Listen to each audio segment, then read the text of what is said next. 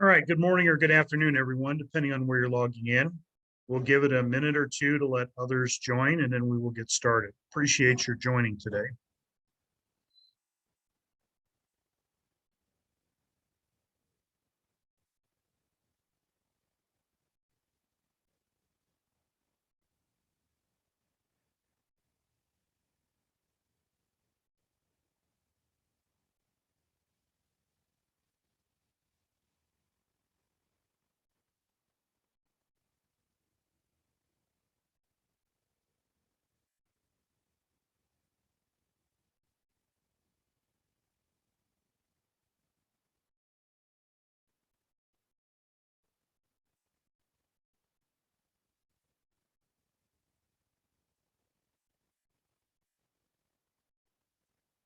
All right, once again, good morning or good afternoon, everyone, depending on where you're logging in.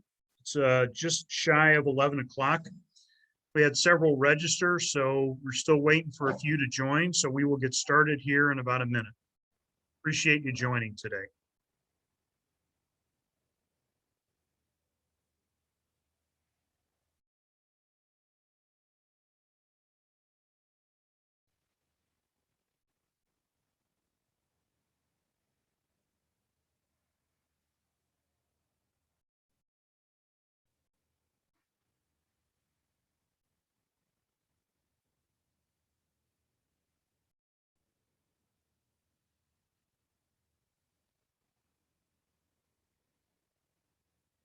All right, good morning or good afternoon, everyone. We'll go ahead and get started.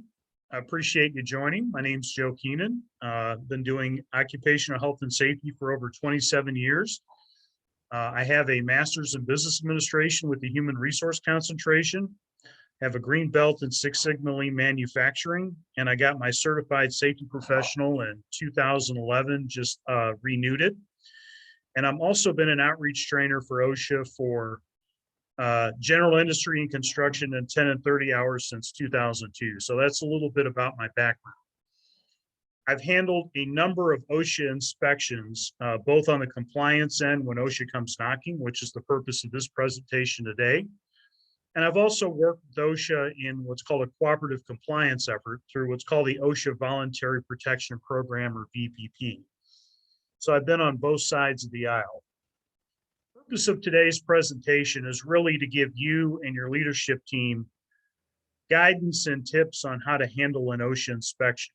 And while we're going to be focusing on OSHA today, these tools and these tips can be very helpful really in any regulatory inspection as it pertains to environmental health and safety. So I've got about 45, 50 minutes of presentation I'm going to do. With this, you'll be getting a recording of the presentation. So you will be getting a copy of this presentation. You're welcome to use with your leadership team. Matter of fact, I encourage you to walk it through with your leadership team for reasons we'll get into in the presentation. And there'll be a comprehensive question and answer session at the end. So if you have any comments, if you have any questions, you have any case scenarios, you are more than welcome to ask those at that time. Matter of fact, I encourage you. So let's get started. Handling an OSHA inspection. You don't want to wait until OSHA comes knocking before you put protocols in place on how to address an OSHA inspection. Again, I've been doing this for 27 years, and I've worked for companies directly, and I've been a consultant in that time. And as a consultant, I've come in and OSHA has been through and really raised a lot of issues with citations. And while the citations were legitimate, these citations could have been avoided if the right protocols were in place on how to handle an OSHA inspection. That's really what we're going to be covering today. So whether you're new to occupational health and safety or you're a seasoned professional, I've done this presentation a number of times. I've gotten really good feedback on it. And there's some tips in here that I really encourage you to adopt for your company. So the first thing to keep in mind is OSHA can really inspect at any time during typically normal business hours. They very rarely, if ever, call in advance. Now, there's two divisions of OSHA. You've got the enforcement or compliance enforcement end, and you've got the consulting end. So if you're working with a consulting end, like a compliance consultant, that'll be scheduled in advance, and you're inviting OSHA to come in, and they work in a non-enforcement mode with no monetary penalties or citations issued, as long as you agree to abate what they see. But on the enforcement end, it's totally different. So OSHA will come knocking, and they don't call in advance. And why will OSHA inspect? Well, it could be one of several reasons. One, it could be a programmed inspection where it's been a while since OSHA has come to your site, and you get the luck of the draw, so to speak. Or it's a targeted inspection, like I'm based here in Mississippi. In Mississippi is in OSHA Region 4. And in Region 4, they have a regional emphasis program on forklift safety. So OSHA's been coming around and doing programmed inspections on forklifts, looking at forklifts in the facility, making sure that forklift operators are trained, pre-use inspections are being done, etc. If you have an employee complaint, and we'll talk about that, you want to confine the scope of the audit to the employee complaint, or if you report a serious injury or fatality to OSHA, most likely it's going to trigger an audit. So in all cases, the best time to prepare is now, before OSHA comes knocking. So where can OSHA go? Really pretty much anywhere within the scope of the inspection. But that doesn't mean it's free reign. So if it's an employee complaint, you want to first of all request an opening conference, and we'll get into that as we go throughout the presentation. You want to ask why they are there, meaning the OSHA compliance officer. You want to validate the credentials of the OSHA compliance officer, and you really want to narrow the OSHA audit to the scope of the inspection.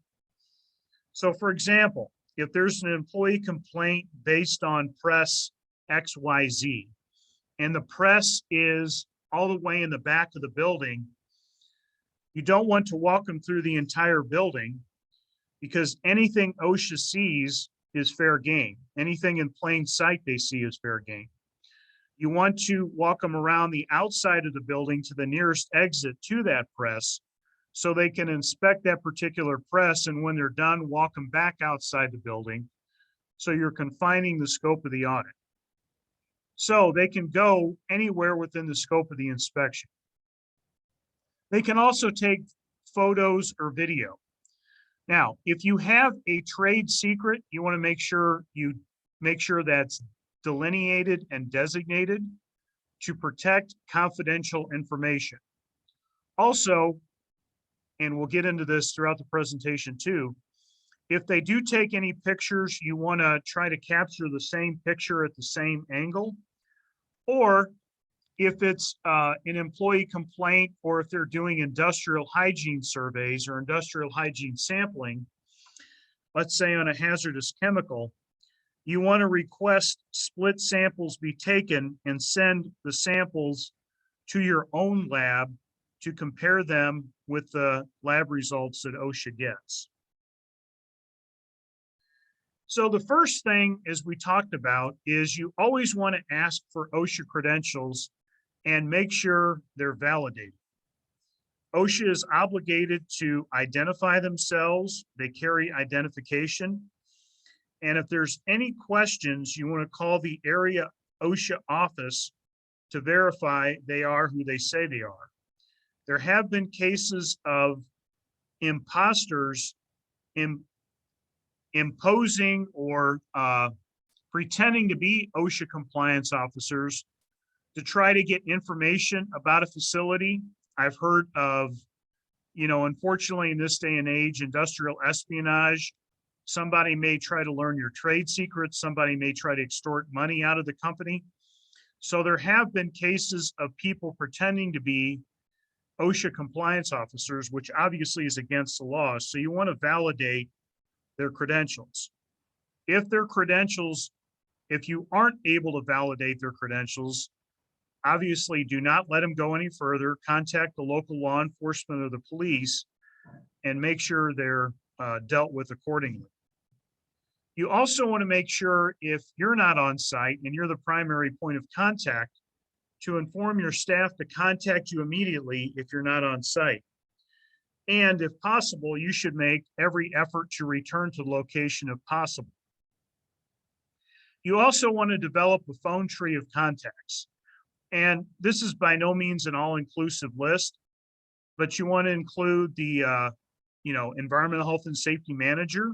If you're not, let's say you're in HR, human resource manager, plant manager, corporate environmental health and safety manager, legal counsel, whatever your plan dictates. That way the notification is made in advance and those folks can participate in the opening conference.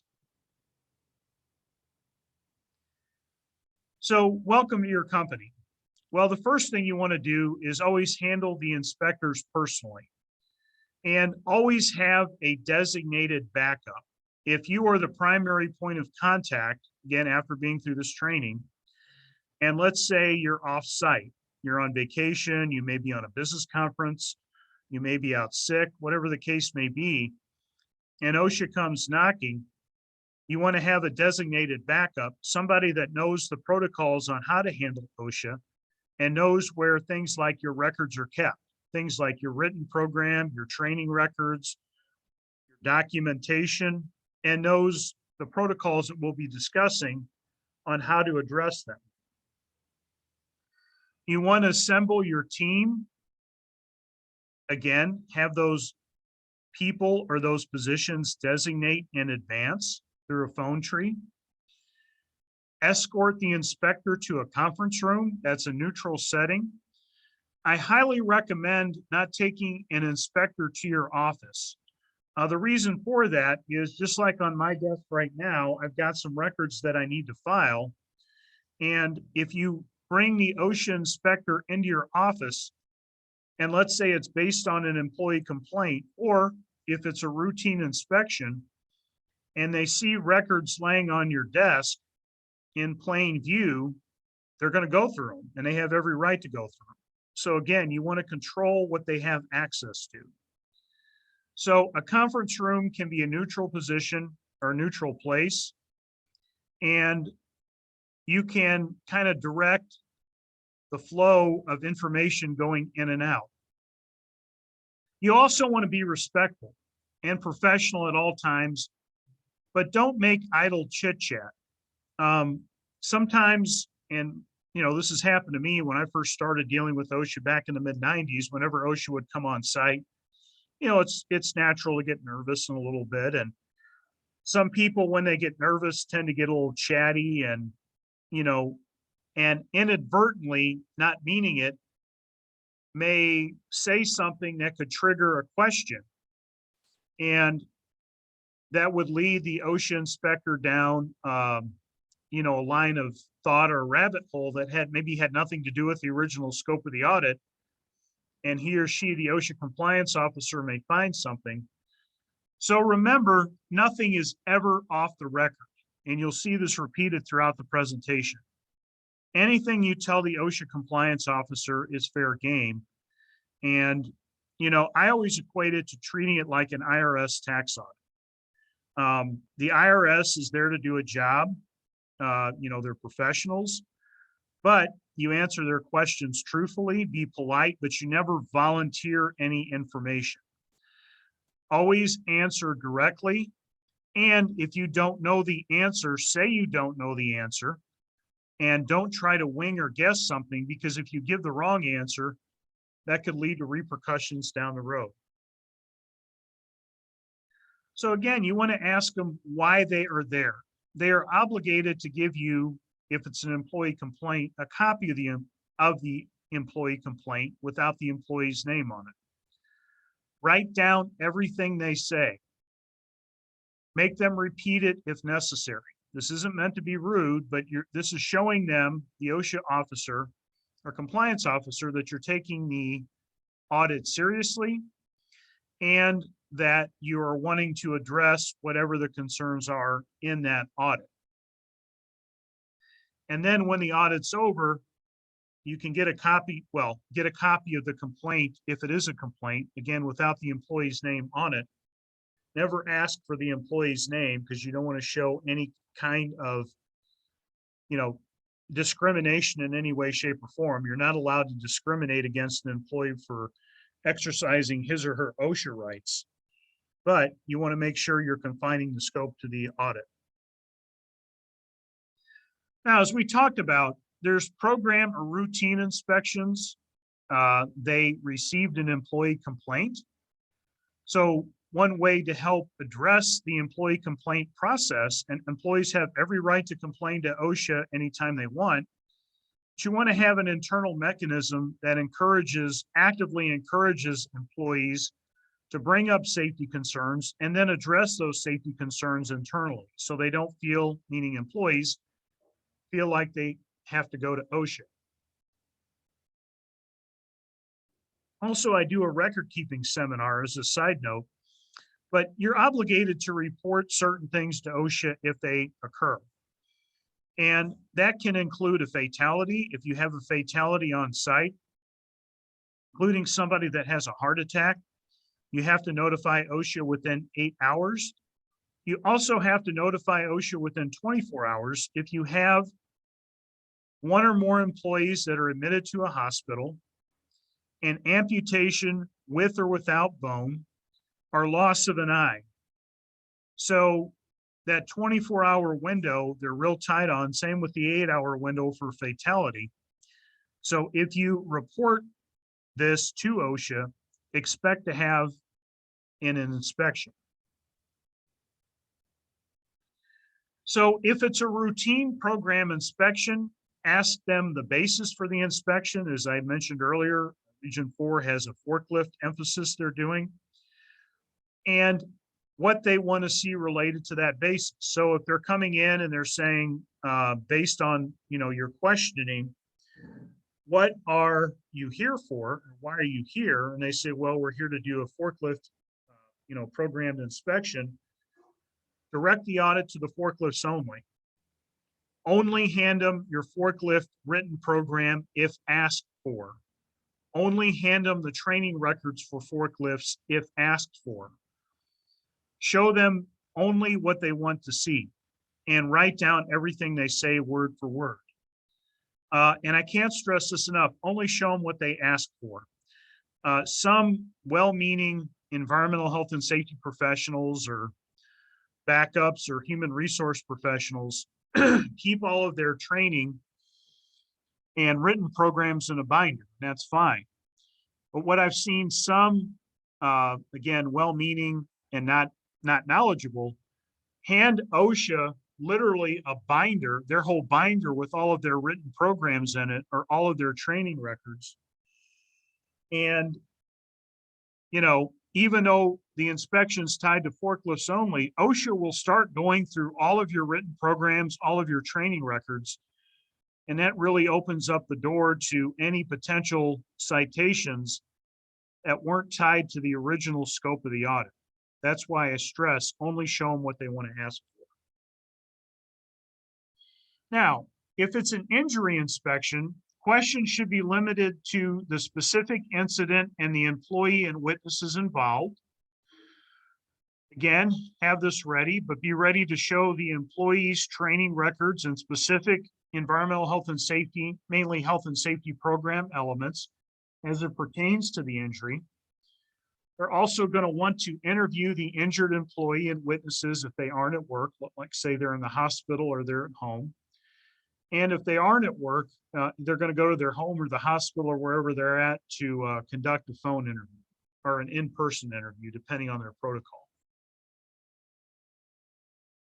If it is a complaint, ask for a copy of the complaint. They're obligated to give you a copy, or at the very least, tell you why they're there for the complaint.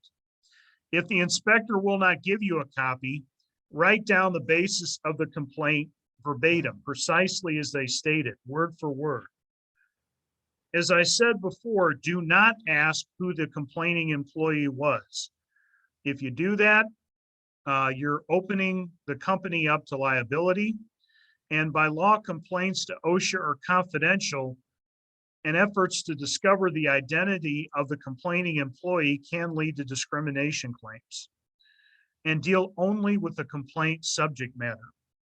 So for example, if there's an employee complaint based on, let's say, machine guarding on a certain power press, or if there's an employee complaint based on not having safety data sheets for certain chemicals, or if there's an employee complaint based on improper use of extension cords, whatever the case may be, confine the scope of the audit to only those things.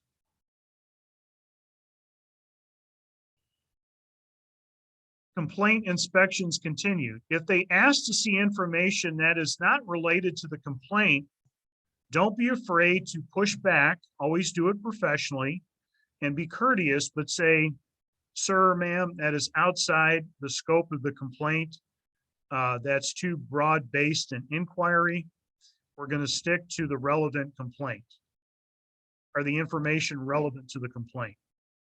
Because OSHA will often ask for broad-based stuff, like show me your entire environmental health and safety manual, or all of your written programs and all of your training records. And the complaint is dealing with forklifts. No, you say, I will be happy to show you the forklift, our forklift program, our forklift training record, our forklift,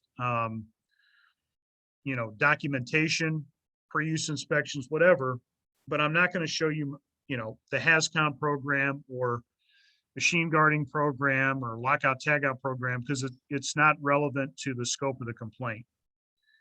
And ask them why they want additional information and how it relates to the complaint. Now, if it relates to the complaint, then you would show it to them, but again, only what they're asking for as it ties directly into the complaint.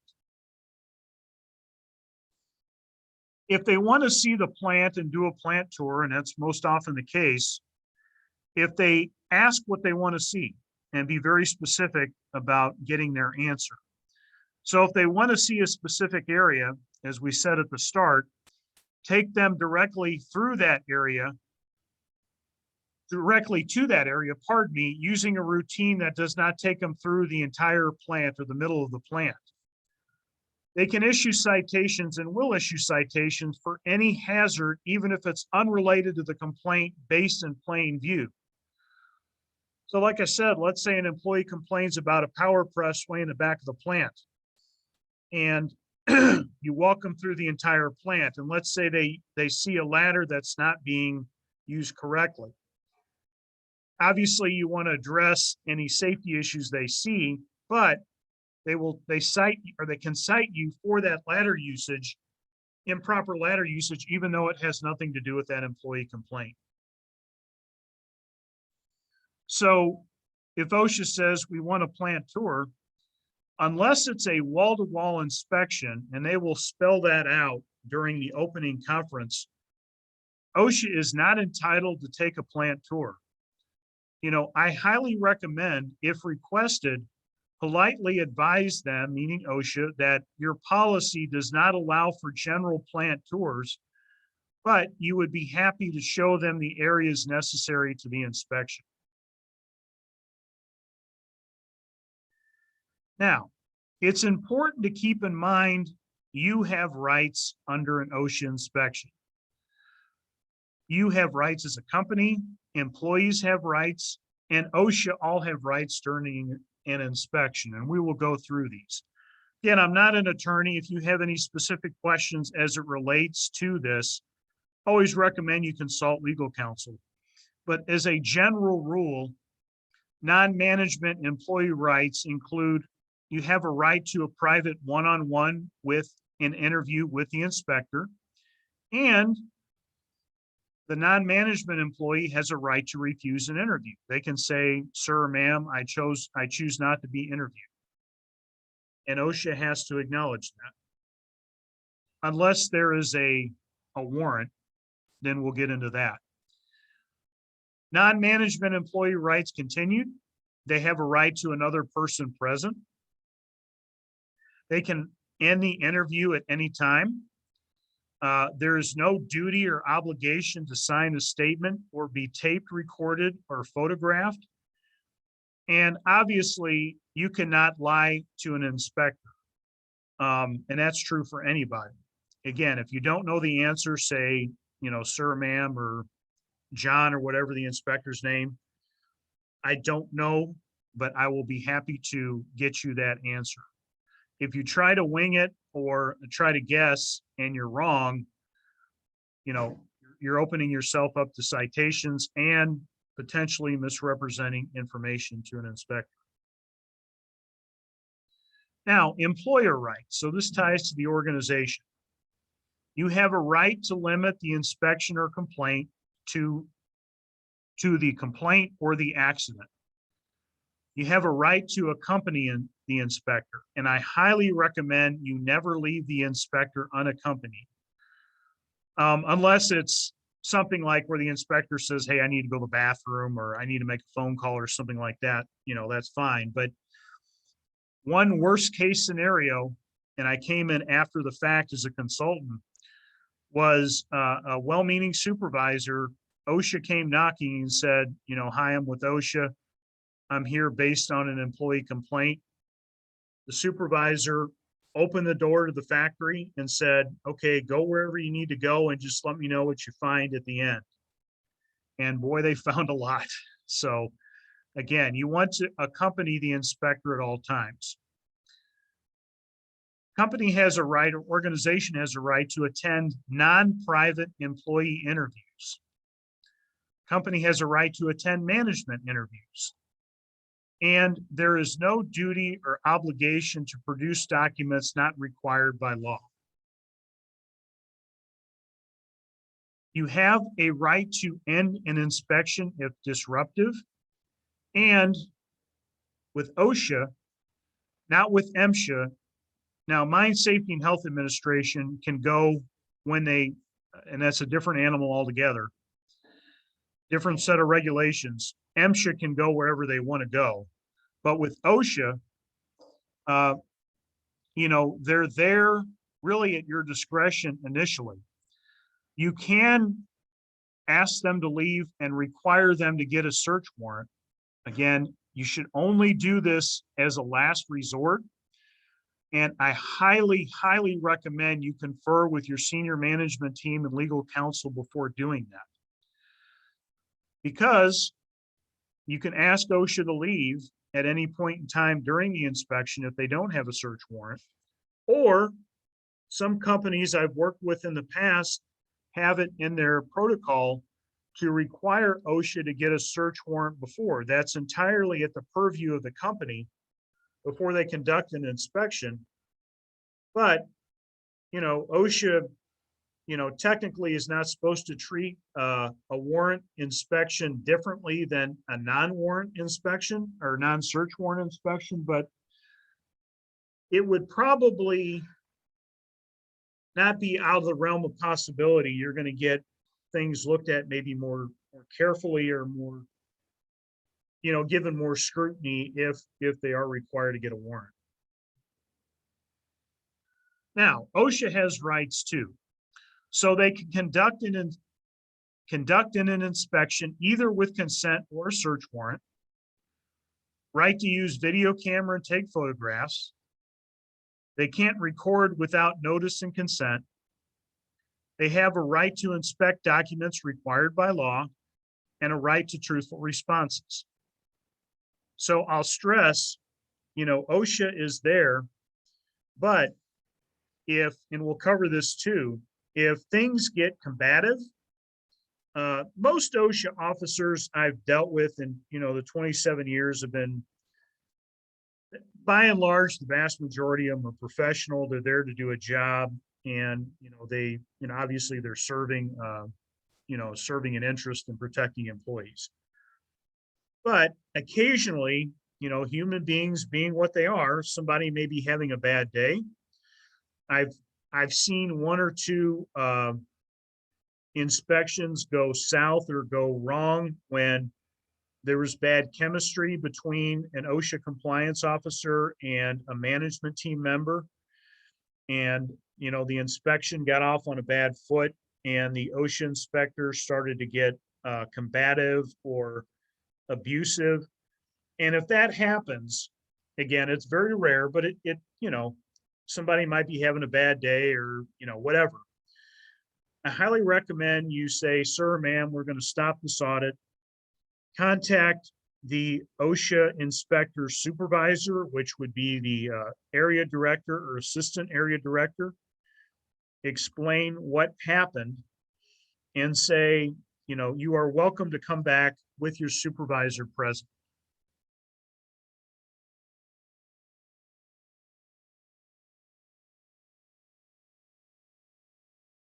All right, I'm getting some questions. We'll address those at the end. So, success keys. Always answer their questions truthfully.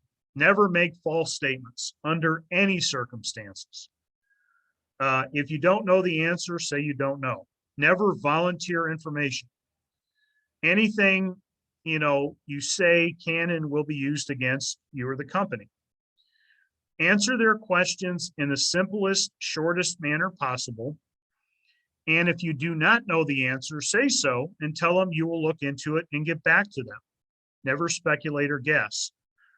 I've seen other citations issued when, again, a well-meaning employee or somebody says, well, I think that's the case. They've been trained, but, or they have been trained and they weren't or whatever.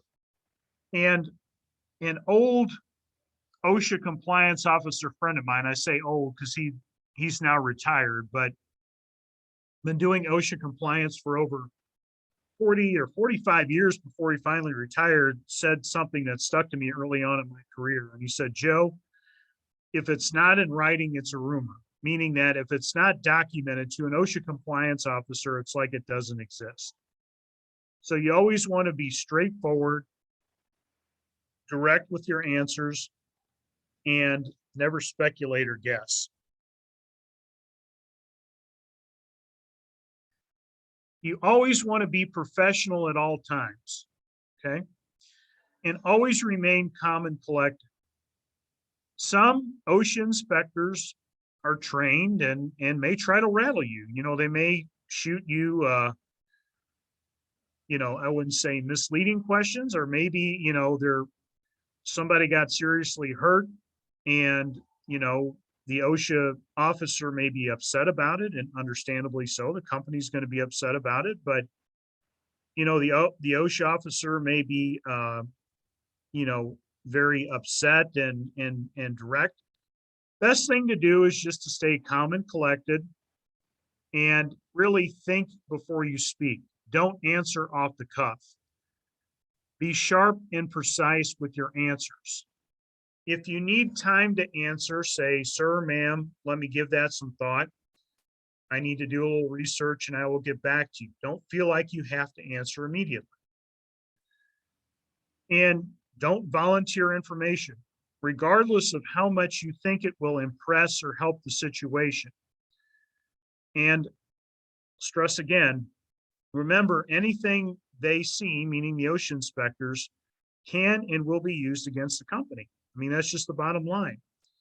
Even if it does not relate to the, like an employee complaint or a programmed inspection or anything like that,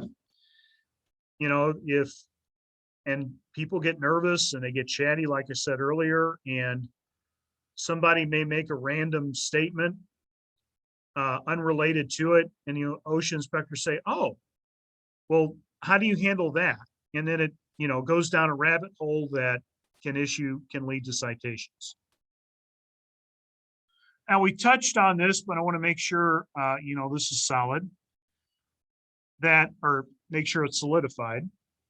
Photos and documents. So if they take photos or documents, have your team take the same photo from the same angle. Watch the OSHA inspector very closely. If they request copies of documentation, again, meaning OSHA, tell them that you will produce the requested information but that your policy requires a written request, so there's no confusion over what is requested and provided. Now, again, that's up to you to put that in. I highly recommend you draft an OSHA or a regulatory agency written program inspection protocol. So you have this in place before OSHA or any other regulatory agency comes. But, you know, if OSHA comes in and says, well, I'm here to do a programmed inspection on forklifts, I would like to see your forklift written program. I would like to see your forklift training records. And I would like to see some examples of pre-use inspections. Have them submit a written request so you know specifically what they want, and then hand them only that information. Now, what OSHA can't do, unnecessarily interrupt normal business.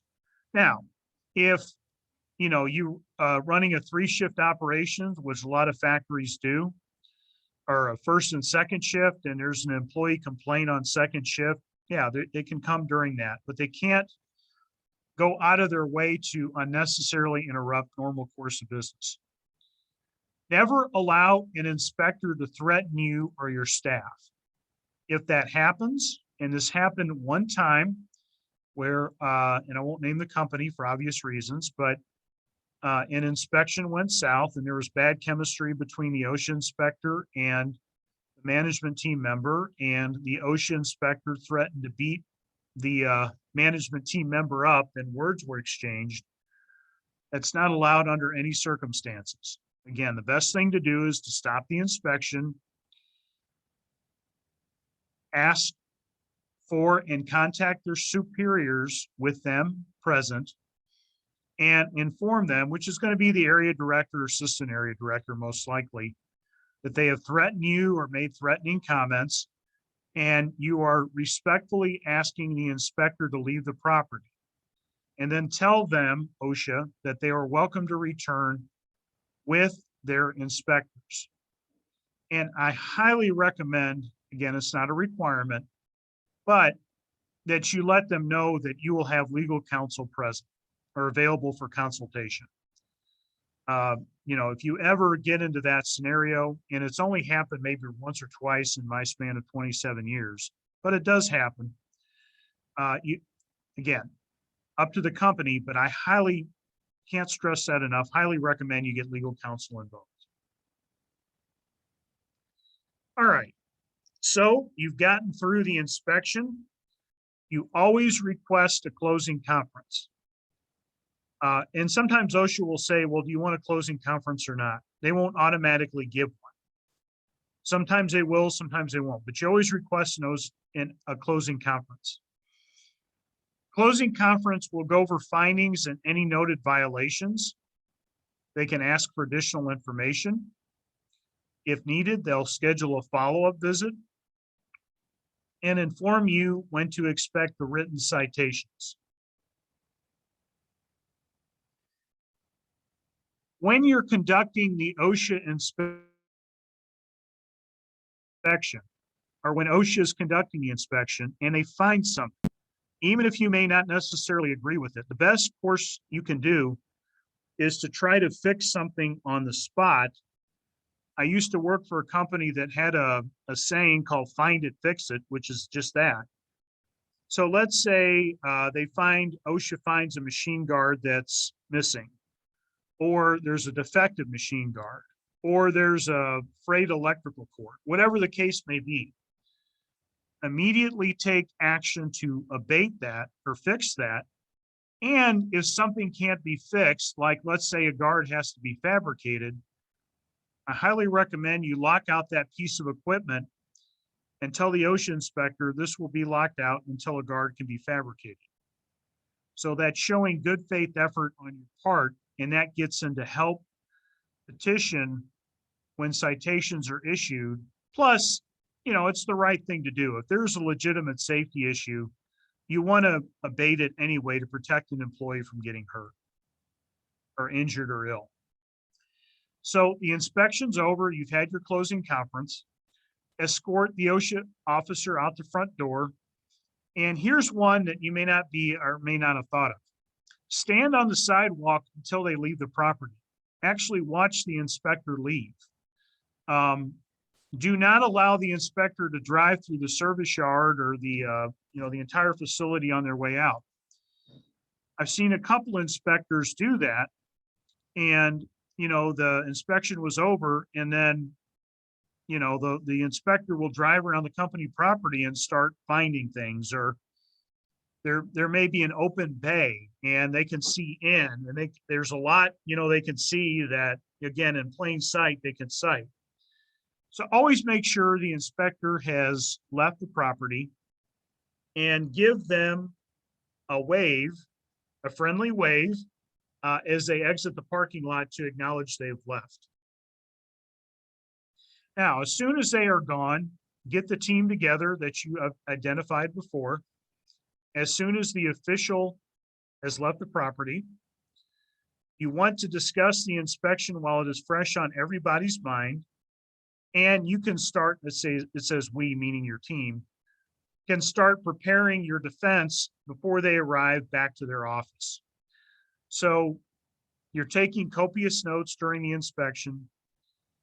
Anything OSHA finds, again, if possible, you want to fix or abate, and make notes during that. And then that can help prepare you for your defense when citations are issued. So some final comments. Hopefully you've gotten some good tips out of this, but be prepared. And I can't stress this enough.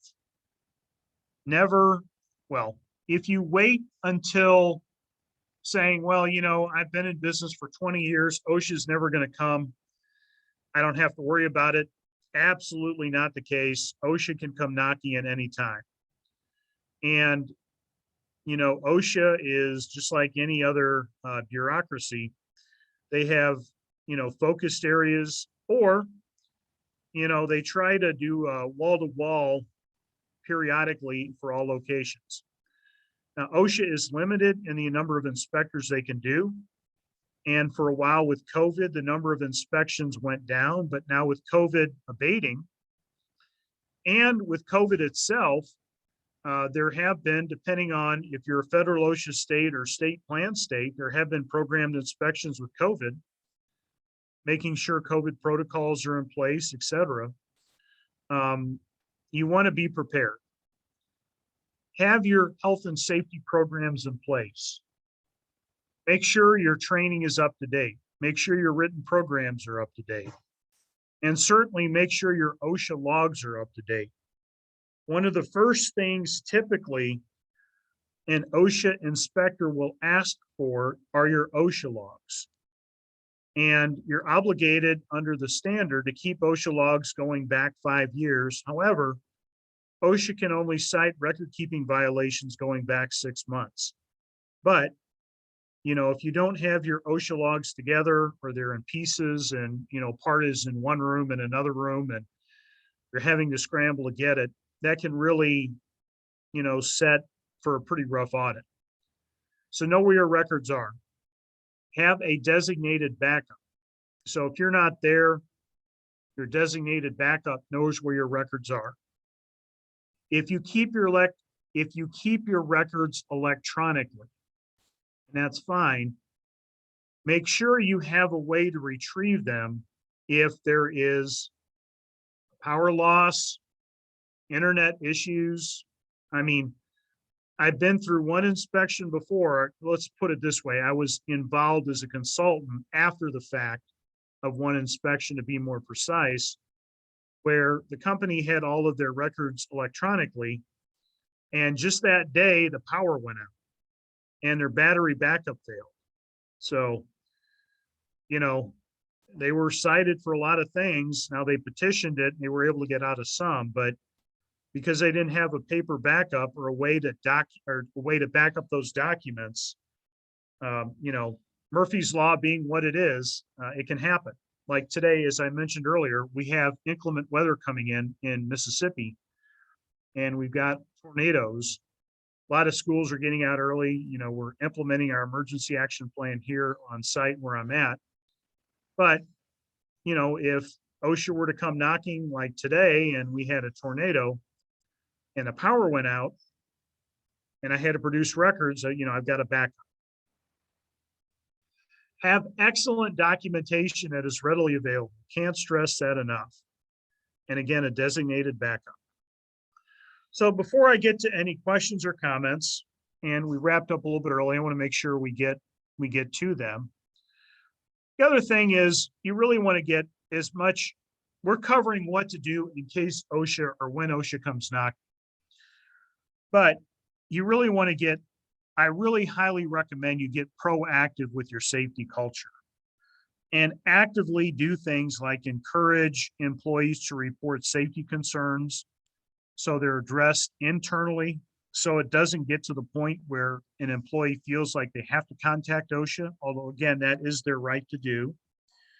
And you cannot discriminate against an employee for exercising his or OSHA rights in any way, shape, or form.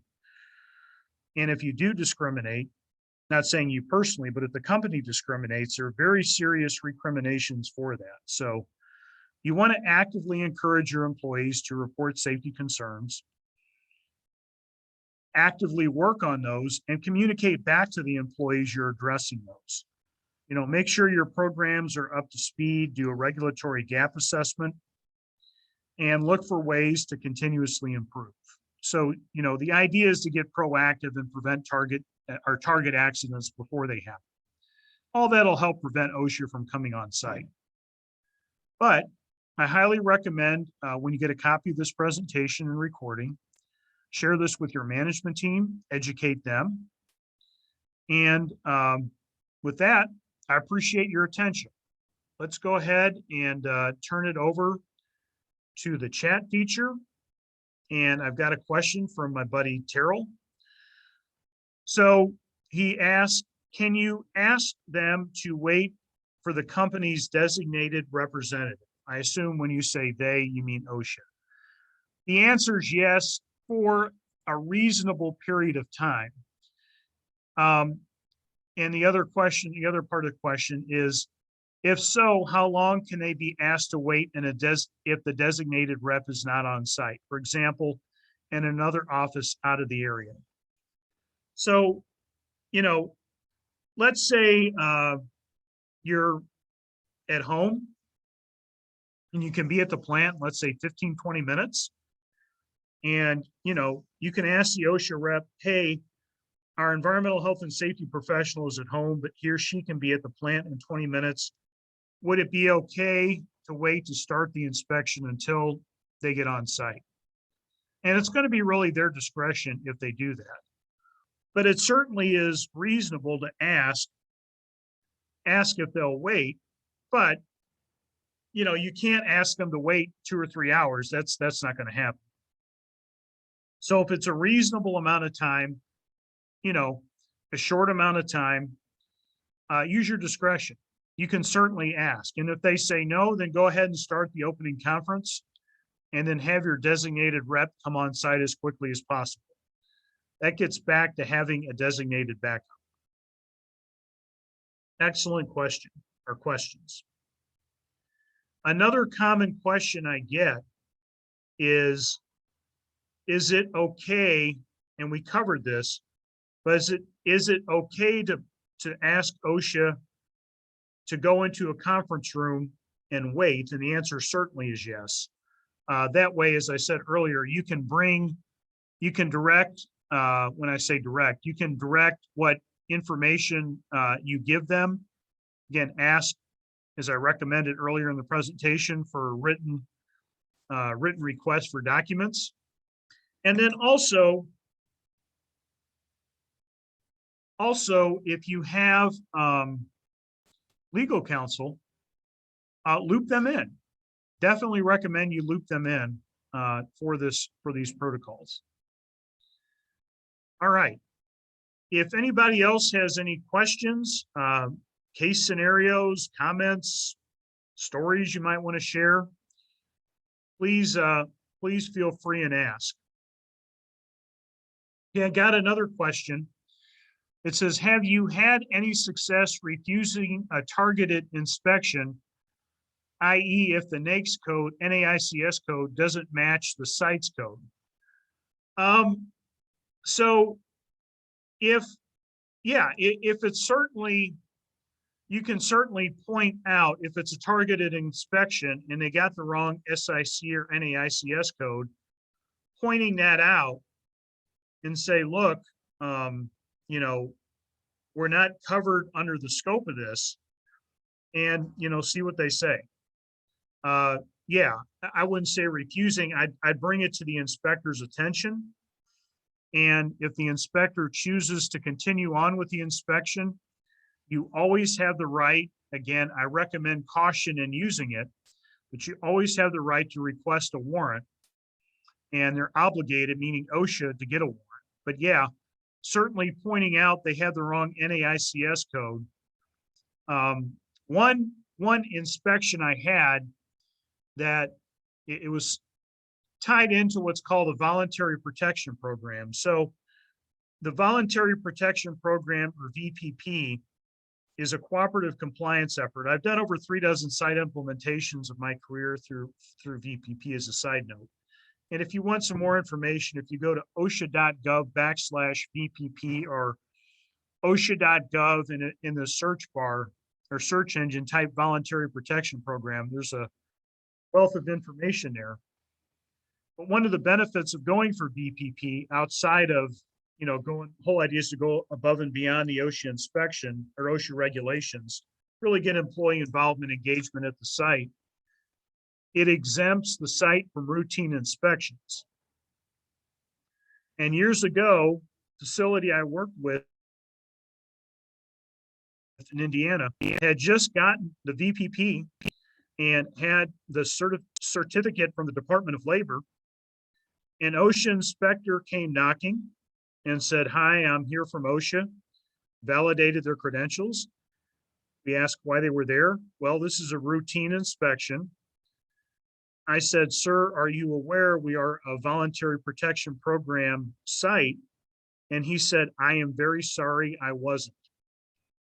You know, the record hadn't transferred over yet. And so he said, "Would you mind showing me a copy of your certificate?" I said, "Not at all." And I did. He took a photocopy of it and he turned around and left. Didn't look at anything and apologized for the inconvenience. So I thought that was a kind of an interesting side note. All right, good questions.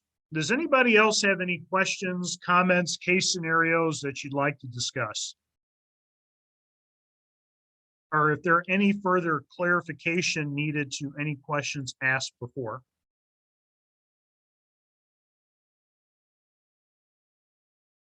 Okay. Make sure I am not missing any.